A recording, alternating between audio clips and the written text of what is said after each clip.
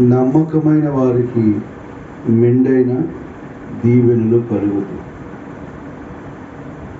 మన ఆత్మీయమైన జీవితంలో అనేకుల్ని మనం నమ్మి ఉండొచ్చు, కానీ వాళ్ళే సర్వస్వం అనుకొని ఉండొచ్చు. నమ్మిన వారు మనల్ని మోసం చేసి, నమ్మిన వారు మనల్ని నష్టపరిచి,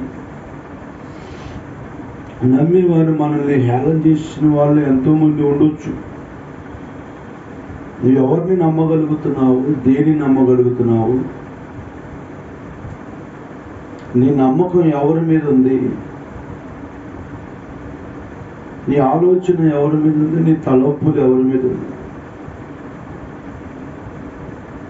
బైబిల్లో రాసి ఉంది, మనుషులు నమ్ముడి కంటే యెహోవాను ఆశ్రయించటం మేలు, రాజును నమ్ముడి కంటే యెహోవాను ఆశ్రయించటం మేలు. నమ్మకం లేకనే నువ్వు స్వస్థతని పొందుకోలేకపోతున్నావేమో. నమ్మకం లేకపోవటం వల్లనే నీ జీవితంలో సంతోషంగా ఉండలేకపోతున్నావేమో. ఒకసారి నిన్ను పరీక్షించుకోవాలి, నన్ను పరీక్షించుకోవాలి. దేవుడి దగ్గర నమ్మకంగా ఉన్నప్పుడు నమ్మకమైన వారికి మెండైన దీవెనలు ఇస్తారు.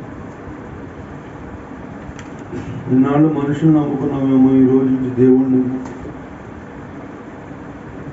ఆయన నమ్మిన వారిని ఎప్పటికీ ఆయన మోసం చేసి దేవుడు కాదు. అయితే దేవుడు చెబుతున్నాడు, శ్రమల్లో నువ్వు కృంగిపోకుండా, శ్రమల్లో నువ్వు దేవునికి దగ్గరగా ఉండాలి. సహాయం చేసేది నాకు ఎవరు లేరు, దేవుడు నాకు మేలు చేయడు అనుకోవద్దు. నమ్ముటని వల్ల అయితే నమ్మవానికి సమస్తమును సాధ్యమే. నువ్వు నమ్మకపోవటం వల్లనే నీ జీవితంలో మేలులు, ఆశీర్వాదాలు పొందుకోలేకపోతున్నావు. నా సహోదరి సహోదరుడా, ఒకసారి పరీక్షించుకో. ఈరోజు నుంచి దేవుడి మీద పూర్తిగా నమ్మకం పెట్టుకో. పూర్తిగా ఆయన మీద ఆధారం పడు. మెండైన దీవెనలు, విస్తారమైన దీవెనలు అనుగ్రహిస్తాడు. ఏది కోల్పోయావో అది నీకు దేవుడు మళ్ళీ తిరిగి పొందుకోవాలని ప్రేమపూర్వక కోరుతూ ఉన్నా.